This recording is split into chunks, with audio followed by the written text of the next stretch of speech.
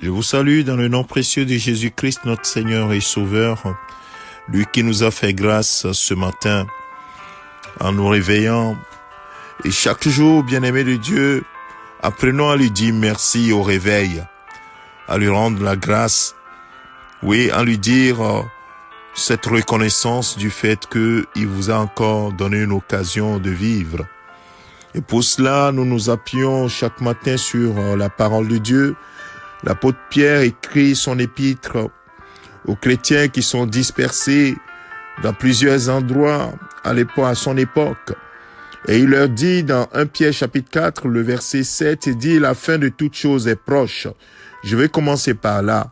Et mon frère, ce matin, si l'apôtre Pierre l'avait dit il y a plusieurs siècles auparavant, aujourd'hui encore, nous sommes plus proches du retour du Seigneur. La fin de toute chose est proche. Et donc, si la fin de toute chose est proche, nous devons être sages, sobres, afin de nous livrer à la prière. C'est le verset 7 qui nous le dit. Et ce matin, j'aimerais attirer ton attention sur les souffrances dans lesquelles nous pouvons traverser dans notre vie en tant qu'enfants de Dieu. Dans le verset 15, il dit à ces chrétiens, à ces enfants de Dieu, que personne parmi vous n'ait à souffrir pour avoir tué, volé, fait le mal, pour s'être mêlé des affaires d'autrui.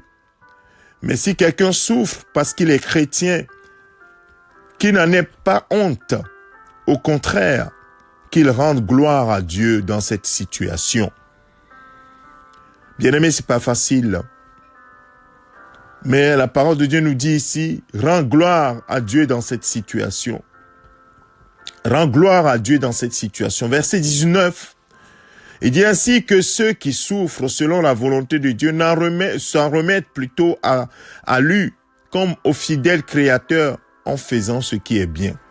Continue par faire ce qui est bien. Remets-toi au Seigneur. Confie-toi au Seigneur. Ne te plains pas. Mais que tu puisses rendre gloire à Dieu dans la situation que tu traverses. Sachant que celui qui t'a créé en Jésus-Christ a les yeux sur toi. Rien ne lui échappe. Ta situation ne lui échappe pas. C'est pourquoi, bien-aimés de Dieu, nous devons être concentrés sur l'essentiel, ce qui plaît au Seigneur. Les souffrances du temps présent, bien-aimés de Dieu, faut pas l'oublier, ne sauraient être comparées à la gloire à venir. Et c'est ça qui doit nous donner de prendre courage. De prendre courage dans la fournaise dans laquelle nous traversons, par laquelle nous traversons, ayant les yeux sur celui qui peut délivrer parfaitement, qui peut nous délivrer des situations que nous traversons. Mais gardez en tête que le Seigneur ne nous abandonnera jamais. Alors que ceux qui souffrent selon la volonté de Dieu s'en remettent à Dieu comme au fidèle Créateur en faisant ce qui est bien, en continuant par faire ce qui est bien. Mais plutôt de nous éloigner de tout ce qui va faire que nous puissions souffrir comme des voleurs, des gens qui font du mal, des gens qui se mêlent des affaires d'autrui. Et ça, ce sera nous-mêmes qui avons choisi cela.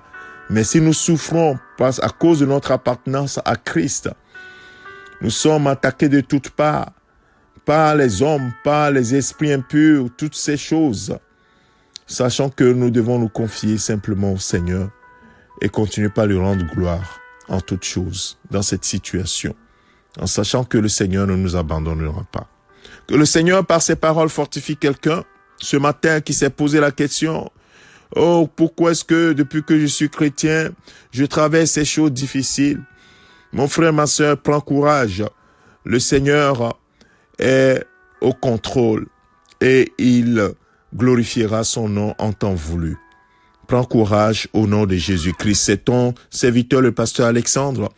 Ce matin, mon frère, ma sœur, que le Seigneur te garde et te bénisse, te fortifie. Au nom de Jésus-Christ. Amen.